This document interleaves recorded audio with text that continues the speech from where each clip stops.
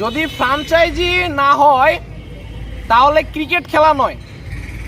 আবার বলতেছি, যদি ফ্র্যাঞ্চাইজি না হয় তাহলে ক্রিকেট খেলা নয়।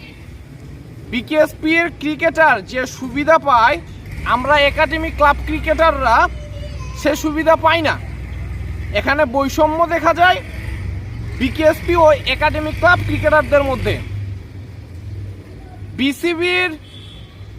বিকেএসপির under 19 player Dhaka premier league খেলে, বিসিবির এইচপি দল, বাংলাদেশ এ দল এবং ফ্র্যাঞ্চাইজিতেও খেলে। আমাদের একাডেমি ক্লাব ক্রিকেটারদের জন্য ফ্র্যাঞ্চাইজি উন্মুক্ত করা হোক। বিষয়টা আবার বলতেছি, আমাদের একাডেমি ক্লাব ক্রিকেটারদের জন্য ফ্র্যাঞ্চাইজি উন্মুক্ত করা হোক, বৈষম্য যেন না করা হয়। বিপিএল ফ্র্যাঞ্চাইজি ক্রিকেটারদের জন্য একটা বড় জীবিকার জায়গা।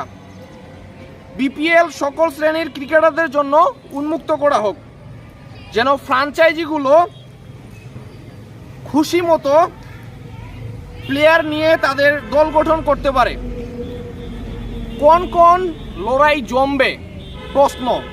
সিংহে সিংহে লড়াই, বাঘে বাঘে লড়াই, মহিষে মহিষে লড়াই, শেয়ালে শেয়ালে লড়াই এবং মোরগে মোরগে লড়াই। কিন্তু শেয়ালের সাথে যদি মোরগের লড়াই হয় তাহলে কি লড়াই জমবে? নিশ্চয়ই না, জমবে না। গত কয়েক বছর ধরে বিপিএলে ঠিক এরকমই লড়াই হচ্ছে। প্রতিদ্বন্দ্বিতা ছাড়া বিপিএল দর্শকের কাছে গ্রহণযোগ্যতা পাবে না। আমার ন্যাশনাল টিমে খেলার যোগ্যতা নাই, ন্যাশনাল টিম অনেক বড় জায়গা।